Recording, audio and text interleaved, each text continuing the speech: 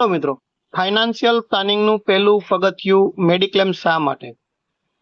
કારણ કે જો તમે 5 વર્ષ 10 વર્ષ ખૂબ મહેનત કરી, 5-10 લાખ રૂપિયા બચાવી લીધા, પરંતુ તમારી પાસે તમારા પરિવારના સભ્યોનો મેડિક્લેમ નહીં હોય અને જો પરિવારમાંથી કોઈ માત્ર એક જ વ્યક્તિ બીમાર પડ્યો અને એ બીમારીમાં તમારી બચાવેલી મૂડી 5 લાખ 10 લાખ જે તમે બચાવી હોય એ મૂડી એક જ બીમારીમાં ખર્ચ થઈ જાય તો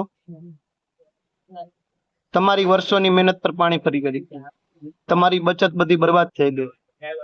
એટલા માટે જ ફાઇનાન્શિયલ પ્લાનિંગનું પહેલું પગથિયું મેડિક્લેમ છે.